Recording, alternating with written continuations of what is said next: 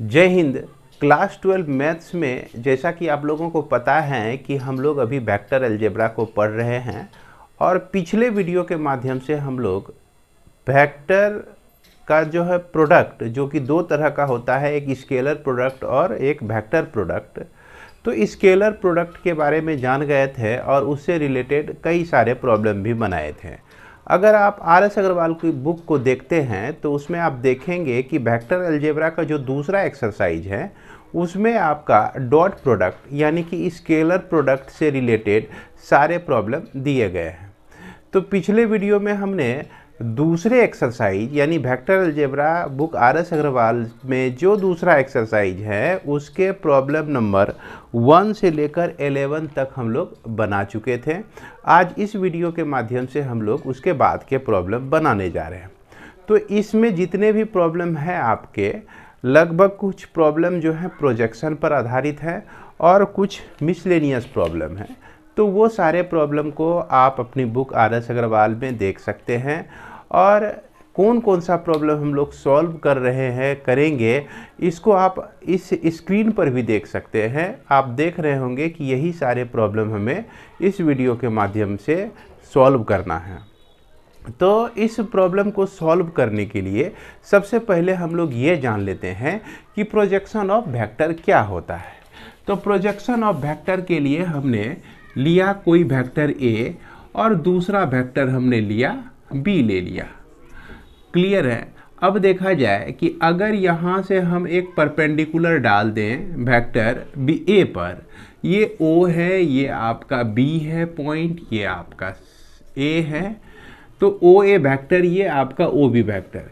तो यह ओ से एम तक को हम लोग कहते हैं प्रोजेक्शन ऑफ बी ऑन ए कहते हैं। क्लियर है। अब इसी तरह से फिगर को थोड़ा सा चेंज कर देते हैं कि अगर यह वेक्टर आपका ए है, ये वेक्टर आपका बी दिया गया है और हमने क्या किया कि इस वेक्टर से इस पर परपेंडिकुलर डाल दिया, ये परपेंडिकुलर, ये आपका जो है ए एन है और ये आपका बी है। तो अब यह जो आप देख रहे हैं ओ से लेकर एन तक, ये डिस्टेंस जो देख रहे हैं इसी को हम लोग कहते हैं projection of vector A on vector B. अब ये प्रोजेक्शन ऑफ वेक्टर हम लोग निकालते कैसे हैं इसके बारे में तो जानकारी होनी ही चाहिए ना। तो यहाँ पर देखा जाए कि अगर ये एंगल थीटा है तो हम लोग जानते हैं कि इसका कंपोनेंट जो है, ये आर्म जो है आपका बी साइन थीटा हो जाएगा। यहाँ बी का मैग्नीट्यूड लेते हैं और ये जो है आपका लेंथ, ये आपका हो जाएगा बी कॉस थीटा हो जाएगा, है कि नहीं। यहाँ पर साइन थीटा इक्वल टू क्या होता है, ये आपका परपेंडिकुलर बाय हाइपोटेनस। इसके आधार पर हम लोग इसको निकाल सकते हैं। हालांकि इसको आप लोग बहुत यूज किए होंगे इसलिए ज़्यादा दिक्कत नहीं हो रही होगी। तो यहाँ पर प्रोजेक्शन ऑफ ओ एम जो हो गया आपका क्या हो गया, बी वेक्टर का मैग्नीट्यूड कॉस थीटा हो गया। हम लोग जानते हैं कि ए वेक्टर डॉट बी वेक्टर रहे तो ए वेक्टर का मैग्नीट्यूड बी वेक्टर का मैग्नीट्यूड और यह कॉस थीटा होता है। अब यहाँ पर बी कॉस थीटा यानी कि बी कॉस थीटा को राइट साइड में ही छोड़ दिया जाए तो हम देखिए इसका रूप कुछ इस तरह से लिख सकते हैं, mod of A equal to B का मॉड और यह कॉस थीटा हो गया। यही चीज़ हमको चाहिए यहाँ। तो इसका वैल्यू कितने के बराबर है, A vector dot B vector by A vector का मैग्नीट्यूड।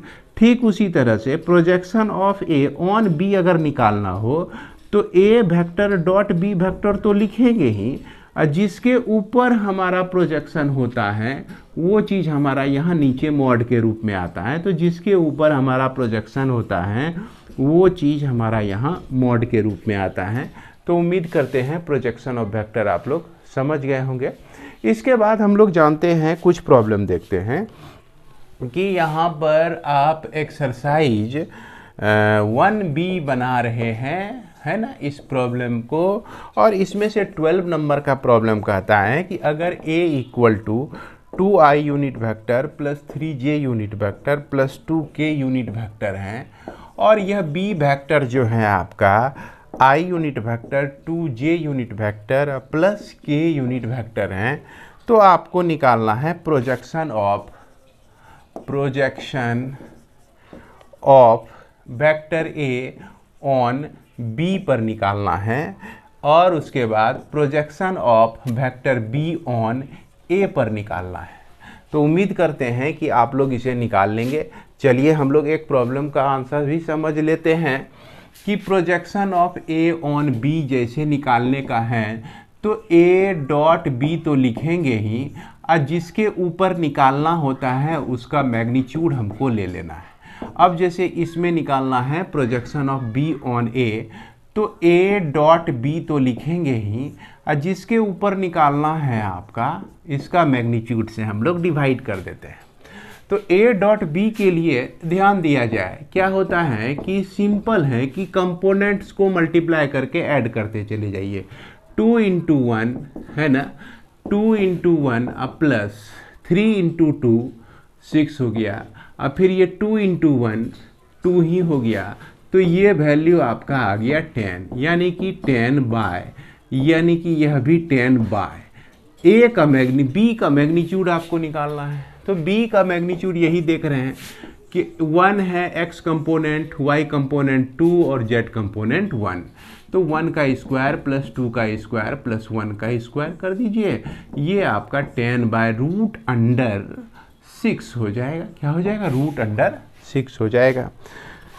अब इसको आप रेशनलाइज भी कर सकते हैं, आपको यह भली भांति पता है। रूट 6 से मल्टीप्लाई कर दिए, 10 रूट 6 बाय 6 हो गया। इसको 3 से, इसको 5 से, इसको 5 रूट 6 बाय 3 भी लिख सकते हैं। ठीक उसी तरह से इसका भी मैग्नीट्यूड यहाँ पे लिख देना है।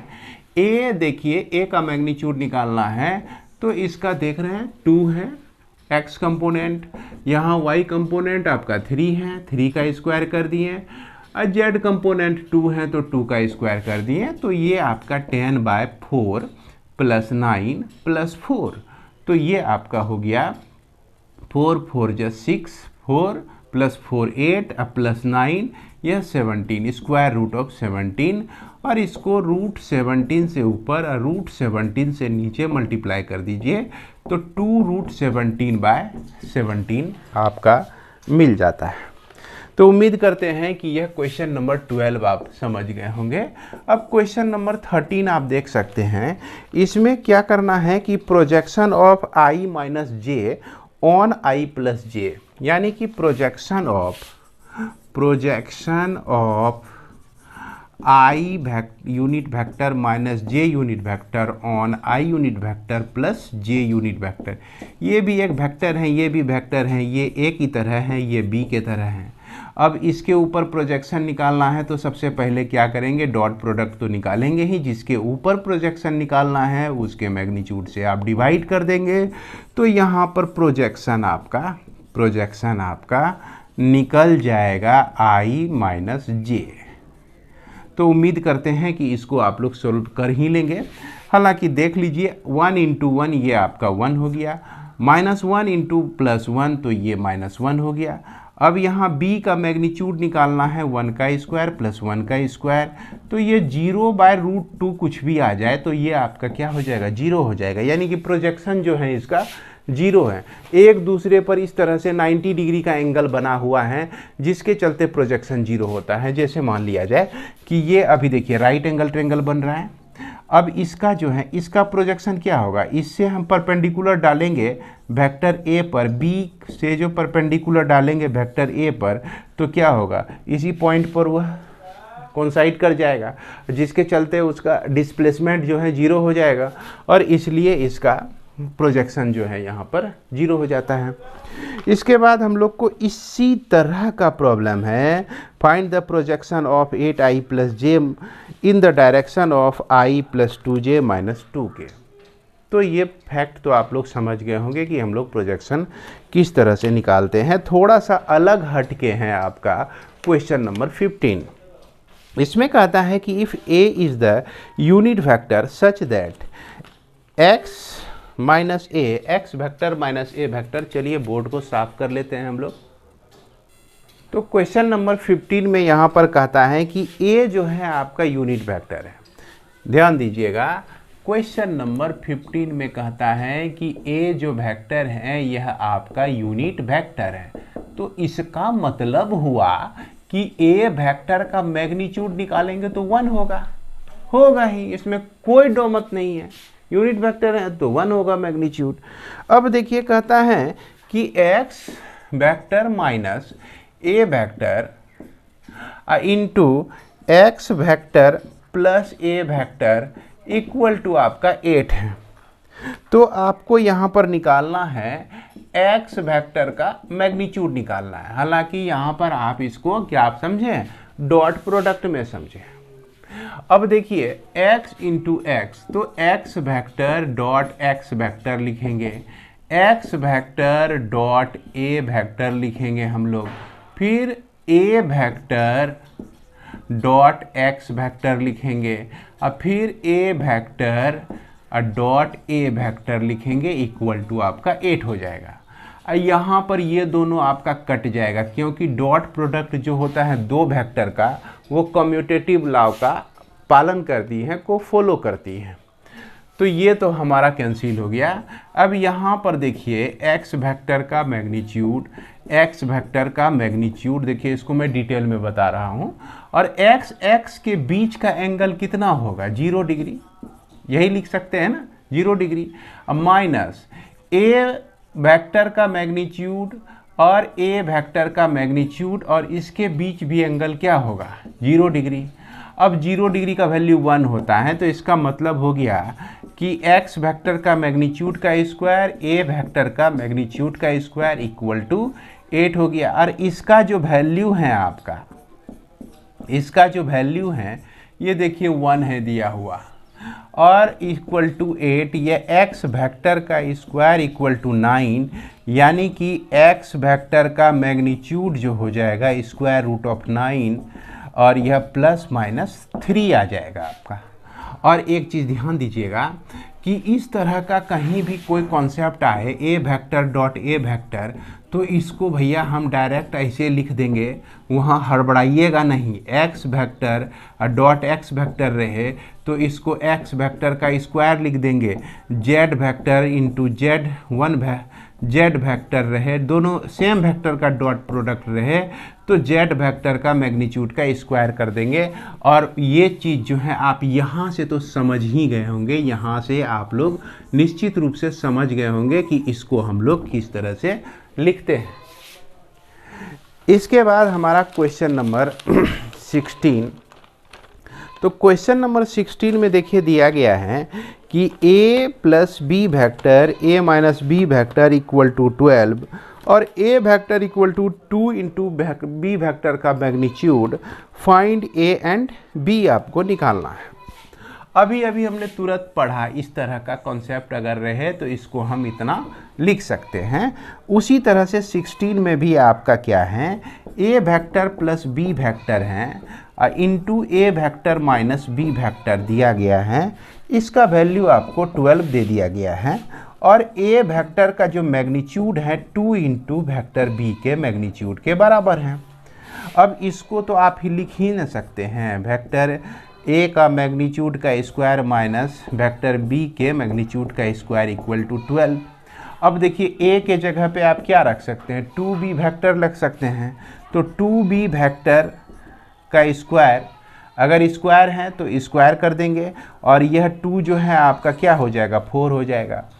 a वेक्टर के मैग्नीट्यूड के जगह पे इसको रखेंगे, अगर इसका स्क्वायर करते हैं तो इसका भी स्क्वायर होता है, यह 2 जब 4 हो जाएगा। अब b वेक्टर का मैग्नीट्यूड का square minus b vector magnitude equal to 12। अब यहाँ पर देखिए यह 3 मॉड ऑफ b वेक्टर का स्क्वायर इक्वल टू 12 मिलता है, और यह b वेक्टर का मैग्नीट्यूड का स्क्वायर इक्वल टू 4। इस b वेक्टर को आप लिख सकते हैं प्लस माइनस 2। चूँकि मैग्नीट्यूड है यहाँ पर तो इसीलिए हम सिर्फ 2 लेंगे। अब b का वैल्यू जब 2 निकल गया तो a का वैल्यू जो कि है b का 2 गुना है, 2 इंटू b वेक्टर है, तो इसलिए हम इसको क्या लिख सकते हैं, 4 लिख सकते हैं। तो आइए अब हम लोग देखते हैं क्वेश्चन नंबर 17 को। क्वेश्चन नंबर 17 में कह रहा है कि if a vector and b vector are vector such that magnitude of a equal to 2 and magnitude of b equal to 3 and dot product of a and b equal to 4, find a vector minus b vector का magnitude. यही question आपका दिया गया है, ये चीज़ मालूम है, यहाँ तीन चीज़ दिया गया है, आपको ये चीज़ निकालना है। तो इसके निकालने के लिए यही चीज़ हमको निकालना है, यहाँ पर इसका मैग्नीट्यूड निकालना है। तो अब देखिए, अगर हम इसमें स्क्वायर कर दें और फिर उसके बाद स्क्वायर रूट कर देंगे तो हमको magnitude of a minus B तो मिल ही जाएगा। तो इसको हम क्या लिख सकते हैं, इसको अगर रूल से देखा जाए तो हम a vector minus b vector और a vector minus b vector इस तरह से हम लोग लिख सकते हैं। अब इसको क्या लिख सकते हैं, a vector dot a vector minus a vector dot b vector minus b vector dot a vector, यहाँ माइनस माइनस मिलके प्लस हो जाएगा b vector dot b vector. अभी तुरंत हमने बताया था कि a vector dot a vector रहे तो a का मैग्नीट्यूड लेके स्क्वायर कर सकते हैं, और इसका वैल्यू देखिए यहाँ पर 4 दिया गया है और इसका भी वैल्यू यहाँ पर 4 दिया गया है। आप a डॉट b लिखिए या b डॉट a लिखिए, क्योंकि इसमें कम्यूटेटिव लॉ लागू होता है, प्लस यह b वेक्टर का मैग्नीट्यूड का स्क्वायर, a का स्क्वायर यानी 2 का स्क्वायर 4 माइनस 4 अब प्लस 3 3 जा 9, 4 4 आपका कैंसिल हो गया, तो ये बच गया आपका 5, यानी कि a vector minus b vector का square equal to 5, a vector minus b vector का सिर्फ magnitude equal to root under 5 हो जाएगा, और जिसको हम लोग प्लस माइनस नहीं लिख के सिर्फ प्लस लिख देंगे, क्योंकि ये मॉड लेने का मतलब हो गया कि पॉजिटिव वैल्यू। इसके बाद हमारा क्वेश्चन नंबर 18 क्या कहता है।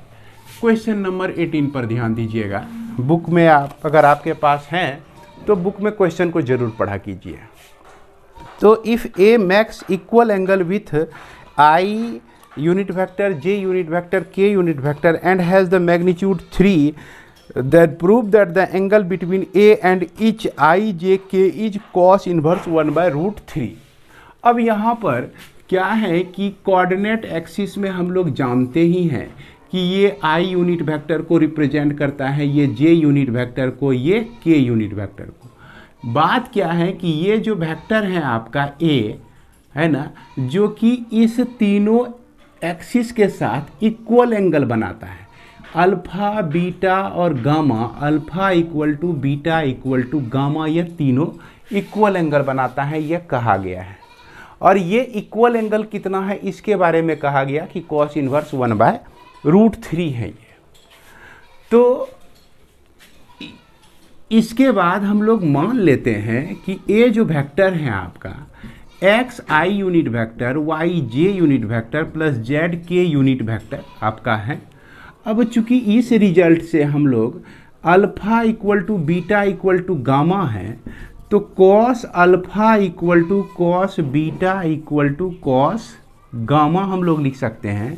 ये तीनों जो है आपका क्या है, डायरेक्शन कोसाइन है, यानी कि कॉस अल्फ़ा निकालना है तो x by magnitude of a लिख सकते हैं, y by magnitude of a लिख सकते हैं, इसका magnitude root under x square y square z square हो जाएगा, और z by root under x square y square plus z square. इस तरह से ये चीज़ तीनों सेम ही है।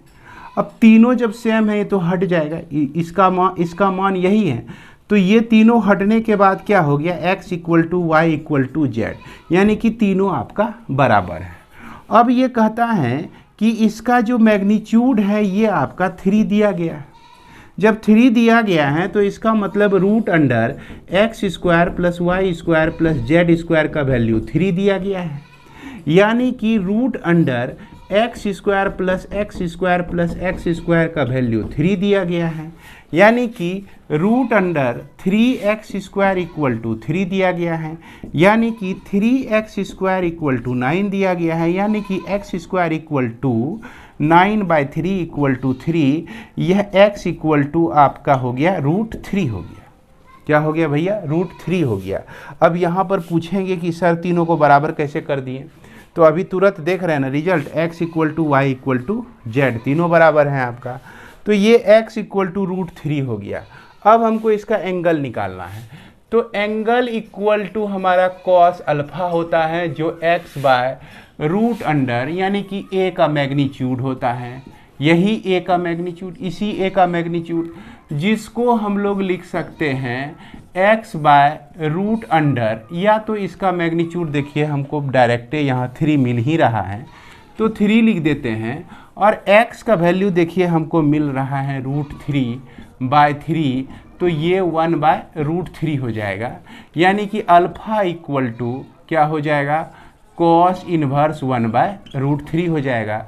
जितना अल्फा है उतना बीटा भी है, उतना आपका गामा भी है, इसलिए तीनों एंगल जो है आपका क्या हो जाएगा? सेम हो जाएगा।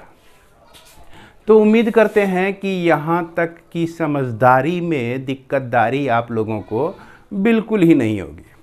अब इसके बाद जो है एक क्वेश्चन है आपका 19 नंबर, जिसमें कह रहा है कि decompose the vector b into the 2 vector c and d, one of which is parallel and the other perpendicular to the vector c। इस प्रॉब्लम में थोड़ी सी गलती हमको समझ में आ रही है क्या, कि अंतिम में जो c vector i plus j plus के लिखा गया है, तो इस c को हटा दीजिए आप। मतलब c तो ऑलरेडी वेक्टर पहले से दिया हुआ है, और उसी c जो है c पर परपेंडिकुलर हो जाए यह संभव नहीं है, इसलिए यहाँ जो नीचे में कोई वेक्टर दिया गया है c, उसको आप वेक्टर a मान लीजिए। क्या मान लीजिए? वेक्टर a मान लीजिए, और b आपका दिया गया है। तो चलिए हम लोग सफाई कर लेते हैं भैया। तो साफ सफाई का काम हो चुका है। अब हम लोग देखते हैं कि इसमें देखिए b वेक्टर आपका दिया गया है 6i unit vector -3j unit vector -6k unit vector दिया गया है। यह आपका क्वेश्चन नंबर 19 है, जो कि आप देख चुके हैं, अपने बुक में देख रहे हैं।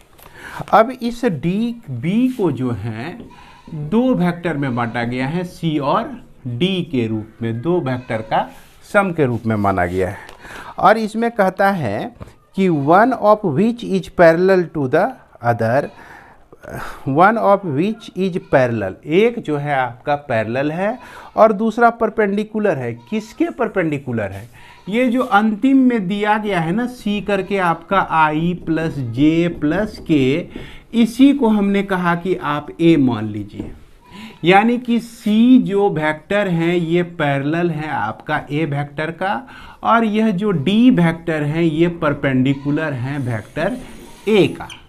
अब यदि दोनों वेक्टर पैरेलल हैं तो निश्चित रूप से c जो होगा लेमडा ऑफ a आप मान सकते हैं। याद रखिए कि अगर 2 वेक्टर आपका पैरेलल हैं तो दोनों का डायरेक्शन सेम है, सिर्फ अंतर क्या है? मैग्नीट्यूड में अंतर है। उस मैग्नीट्यूड को बराबर करने के लिए अगर किसी से कोई भी स्केलर क्वांटिटी से मल्टीप्लाई कर देते हैं तो दोनों वेक्टर आपका सेम हो जाता है। तो इसलिए हम c को लेमडा इंटू a लिख सकते हैं। अब इसी c वेक्टर को आप देखिए lambda into i unit vector, j unit vector, k unit vector लिख सकते हैं। इसी c को आप lambda i unit vector, lambda j unit vector plus lambda k unit vector लिख सकते हैं। ये आपका c मिल गया, और इसमें समस्या है कि लेमडा का वैल्यू हम लोगों को निकाल के इसको रख देना है। अब इसके बाद हम लोग चलते हैं कि चूंकि यहाँ पर ये दोनों जो है परपेंडिकुलर हैं, यानी कि d vector dot a vector equal to 0 होना चाहिए। परपेंडिकुलर है, 90 डिग्री का एंगल बना रहा है, तो दोनों वेक्टर क्या हो जाएगा आपका? कितना हो जाएगा? इसका डॉट प्रोडक्ट 0 के बराबर हो जाएगा। तो यहाँ से हम लोग d का वैल्यू निकालते हैं। तो डी वेक्टर जो है आप क्या लिख सकते हैं, यहाँ जरा सा देखिए। चलिए इससे हम लोग डी का वैल्यू निकालते हैं। नाउ यह आपका डी वेक्टर इक्वल टू हो जाएगा B vector minus C vector, यह इक्वेशन नंबर 1 से। और यह बी वेक्टर जो है 6i unit vector minus 3j unit vector minus 6k unit vector. अब माइनस हो गया ये सी जो यहाँ निकला हुआ है, lambda I unit vector lambda J unit vector plus lambda के यूनिट वेक्टर। इसको 6 minus lambda I unit vector लिख सकते हैं प्लस माइनस 3 माइनस लेमडा जे यूनिट वेक्टर लिख सकते हैं। इसके भी साथ माइनस हैं, इसके भी साथ माइनस हैं आपका। अब फिर उसके बाद माइनस 6 प्लस लेमडा के यूनिट वेक्टर लिख सकते हैं। अगर इसमें माइनस कॉमन ले लेते तो यहाँ प्लस हो जाता, यहाँ पहले से माइनस अगर हम दे देते तो ये तो हो गया आपका डी वेक्टर। लेकिन D vector dot A vector जो है आपका 0 के बराबर है। तो डी वेक्टर और ए वेक्टर का डॉट प्रोडक्ट 0 के बराबर होगा। क्योंकि डी जो वेक्टर है ये परपेंडिकुलर है ए वेक्टर का, है ना। किस वेक्टर का? वेक्टर ए का परपेंडिकुलर है। तो इसका x कंपोनेंट गुना इसका x कंपोनेंट 6 माइनस लेमडा हो जाता है। इसका y कंपोनेंट इंटू इसका y component minus 3 plus lambda हो जाता है। अब फिर इसका z कंपोनेंट इसका z component minus 6 plus lambda equal to 0 हो जाता है। इसको आप क्या लिख सकते हैं? इसको आप लिख सकते हैं 6 minus lambda minus 3 minus lambda minus 6 minus lambda equal to 0। ये 6 बर्बाद हो गया, माइनस 3 लेमडा इक्वल टू 3 उधर चला गया, 3 हो गया तो लेमडा का वैल्यू आपका निकल गया -1। अब लेमडा का वैल्यू इसमें रख दीजिए तो सी वेक्टर इक्वल टू निकल जाएगा -1 इंटू आई यूनिट वेक्टर जे यूनिट वेक्टर के यूनिट वेक्टर। अब डी वेक्टर आपको निकालना है तो इस लेमडा का वैल्यू इसमें रख दीजिए 6 माइनस -1 तो 7i यूनिट वेक्टर। अब -1 यहाँ रखिए तो -2j वेक्टर 2j वेक्टर। अब -1 यहाँ रखिए तो -5k यूनिट वेक्टर आपको मिल जाता है सी और डी। इस तरह से सी और डी का हिसाब किताब बराबर हो जाता है। सी और डी का हिसाब किताब क्या हो जाता है? बराबर हो जाता है। तो उम्मीद करते हैं कि आप लोग समझ रहे होंगे। इसके बाद हमारा है क्या, बहुत आसान सा प्रॉब्लम है भैया। a plus B plus C equal to 0 दिया गया है। A vector plus B vector plus C vector equal to 0, ये क्वेश्चन नंबर आपका 20। इसमें मैग्नीट्यूड ऑफ ए वेक्टर आपका दिया गया है 3, मैग्नीट्यूड ऑफ बी वेक्टर दिया गया है 5, अब मैग्नीट्यूड ऑफ सी वेक्टर दिया गया है 7। Find the angle between A and B, A और बी के बीच का एंगल आपको निकालना है।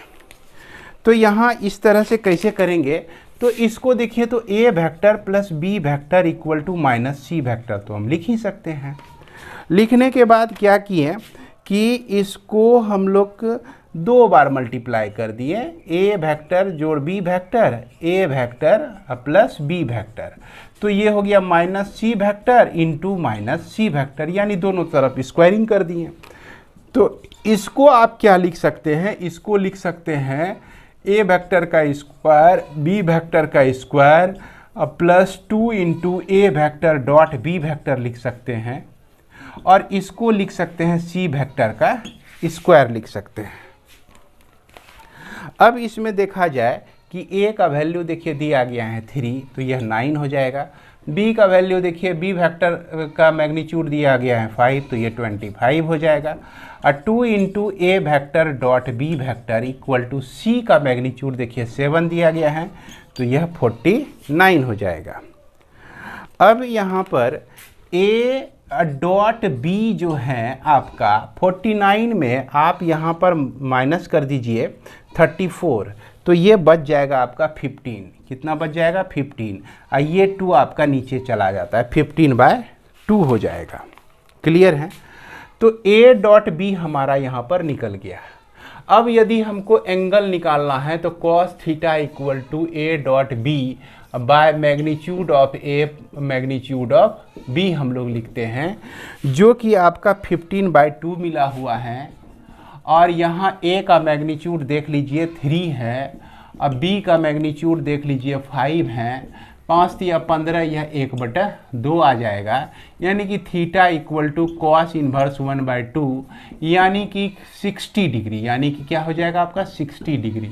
तो यही हमारा आंसर हो जाएगा। देखिएगा, आप लोग ध्यान से देखे होंगे तो समझे होंगे कि ये प्रॉब्लम यहाँ से शुरू हुआ था और ये ऊपर जाके समाप्त हुआ।